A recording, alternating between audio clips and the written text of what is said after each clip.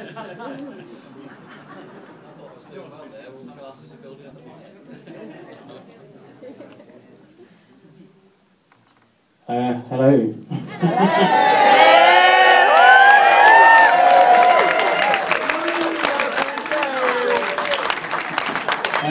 Sit down now while you're up. Thank you, bye.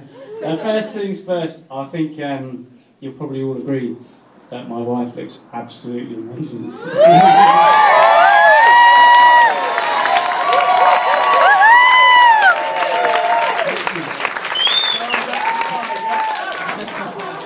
So far, so good. Unfortunately, I've had to print it out because I couldn't really remember the whole lot, so I'm going to be doing a little bit of reading. There's a lot, thanks. Firstly, I'd like to thank everyone for coming to celebrate today with us. It's amazing, you know, we've got brilliant families, amazing group of friends. I know some of you have come a long way, like Bill was saying earlier, we've got Chris and Carleen from Northern Ireland, Lee and Martha Blue from France, yay! Fiona and Si from Houston, USA. And we've got Matthias and Christina who've come all the way from Munich. Thank you very much to all of you who've travelled a long way. I can honestly say this is probably the happiest day of my life so far. So thanks for being here to share it with us.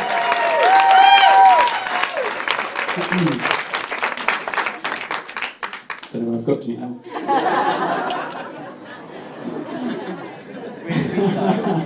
No, wait.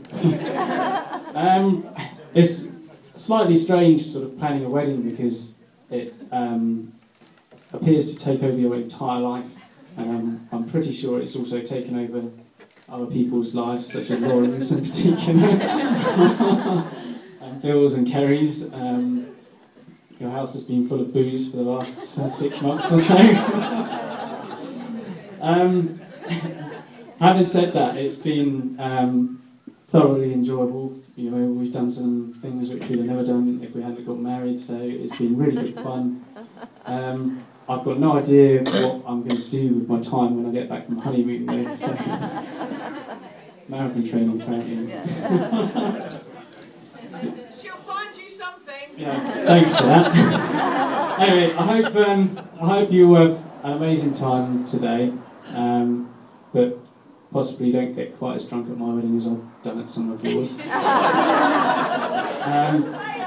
Apparently, it's traditional for me to speak a little bit about how we got together and about how our relationship developed and things, which was a bit of a, I don't know, I wasn't quite sure what to do. I didn't know whether I should talk about when we first met in Gemma's halls of residence in East Stoke Bar, and I thought maybe that was not the best thing to talk about. Or our first kiss, but again, maybe that's not appropriate. Why? Details. Maybe when we started going out, but that was at my birthday, like 8 years ago now, and I don't 100% remember the build-up to that. So for those of you who haven't heard it, I'll just talk a little bit about how we got engaged, which was in Northern Ireland, because we've been at Chris and Carleen's wedding. So I'd had a think about where I was going to propose. I had a few ideas up my sleeve, and it turned out that was quite advantageous because the first place that I thought about proposing, Gemma was really hungover and couldn't even be bothered to get out of the car. The second place, we got followed around by a tour guide all the time, so that was those two out the window. But we went to Carrick-a-Rade Ropebridge, which is a beautiful place, and I knew as soon as I got there that was where I wanted to propose. But I was a bit worried because we'd been out the night before, and Gemma had a hangover again. But she was strangely chirpy, so I thought that was a good sign. I've got really no idea where I've got to now. But anyway, I'm trying. Basically, what happened when we got to Carrick-a-Rade Ropebridge? It was amazing scenery if anyone has been there, and I thought, oh yeah, this is brilliant. But every 5 minutes someone came over and said, "Oh, can you please take a photo of me?" Okay, take a photo of them. "Oh, can you take a photo of us as well, please?" And finally, I thought, we're on our own. So before anybody could sort of come up and ask us to take any more photos, I'd had to pretend by this point that I was taking photos of the beautiful scenery just to wait for people to go away. So I just blurted out, "Gemma, will you marry me?" And what was the response? "That's ridiculous," is what she said. And then she burst out in tears. So I was a bit confused.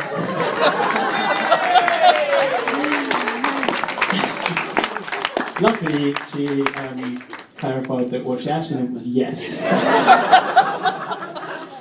But rather than going out for a romantic meal in the evening, as I already alluded to, we'd been out the night before with a bunch of Irish people, and we'd foolishly agreed to go surfing with a chap called Ricky Martin. So we went and jumped into the Irish Sea, went surfing for a couple of hours, bought a can of soup and some Irish bread from a newsagent's with a bottle of carver, and went home and went to bed. Romantic. On a serious note though, as cheesy as it may sound, I can honestly say that Gemma is 100% the one for me. I think during the time we've been together, you've changed me in so many ways for the better, not least my sense of fashion. And, we've had some amazing times travelling, snowboarding and everything, and she puts up with a lot that I do, like all the sailing, the kite surfing, the running, being partially deaf when it suits me best. And she looks after me. So the first thing that I'd like to do tonight is propose a toast to my new wife for making me the happiest man today. So.